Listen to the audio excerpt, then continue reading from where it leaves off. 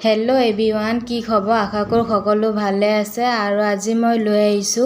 মসুৰ দালি পাতত দি পেলাই পকোৰা বনাইছো কেনেকেনো বনাই আহকচোন ভিডিওটো চাও আৰু দেখিছেনে কিমান মসমসিয়া আছে আৰু ভিতৰলৈকে পকৰিখিনি সিজি গৈছে গৈ আৰু এইখিনি হৈছে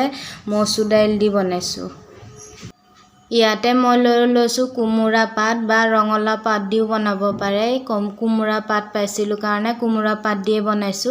আৰু মসুৰ দালিখিনি মই 1 ঘণ্টা মান ভিজাই থৈছিলো এইখিনি ভালদৰে ধুই মেলি লৈছো আৰু কুমুৰা পাতখিনিও ভালদৰে ধুই মেলি লৈছো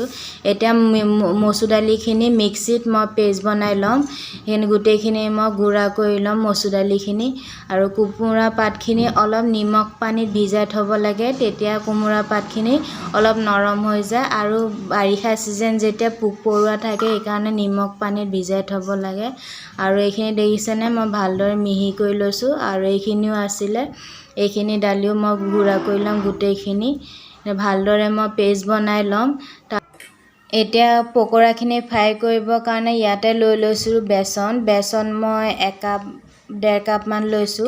এইখিনি মই ভালদৰে মিক্স কৰি লৈছো ইয়াতে এতিয়া দি দিম সোৱাদ অনুসৰি নিমখ হালধি আৰু অলপমান চাউলৰ গুড়ি দিছো চাউলৰ গুড়িখিনি দিলে অলপ মসমসিয়া হৈ যায় আৰু ইয়াতে 1 চামুচ মান দি দিম বেসন নহয় ইয়াতে দি দিম অলপমান ময়দা আৰু সোৱাদ অনুসৰি নিমখ দিম নিমখ হালধি দি পেলাই ভালদৰে মই এইখিনি ফেটি লম 10 মিনিটৰ কাৰণে মই থৈ দিম ফেটি পেলাই তেতিয়া পেষ্টখিনি অলপমান নৰম হৈ যায় আৰু মুলায়ম নিচিনা হয় পেষ্টখিনি এটা ভালদৰে মই মিক্স কৰি লৈছো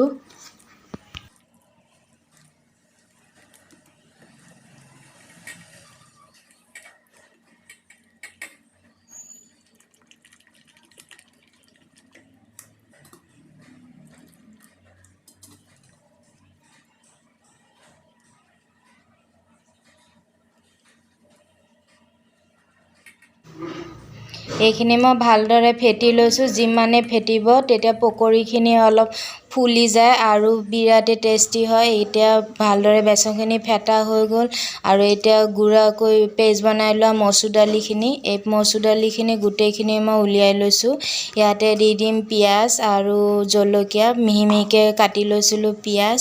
আৰু দুটামান জলকীয়া দিছিলো এইখিনি দি দিম দি পেলাই ভালদৰে মিক্স কৰি লম আৰু সোৱাদ অনুসৰি নিমখ দিম হালধি দিম দি পেলাই ভালদৰে মিক্স কৰি লম গুটেখিনি এতিয়া দি দিছো নিমখ সোৱাদ অনুসৰি নিমখ দিছো তাৰ পিছত দি দিম অলপমান হালধি গুটেখিনি দি পেলাই ভালদৰে মই মিক্স কৰি লৈছো তাৰ পিছত পাতগিখনত মই এটাকে এচামুচকে মসুৰ দাইলৰ পেষ্টখিনি মই দি দিম দি পেলাই ভালদৰে ভাজ কৰি লম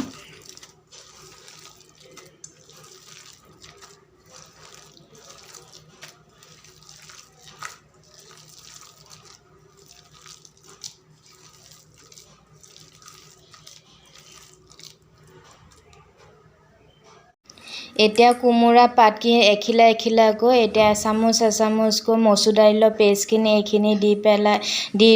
পেলাই আৰু পাতগিখন অলপ ভাজ কৰি দিম ভাজ কৰি বেসনত লেটিয়াই ভাজি লম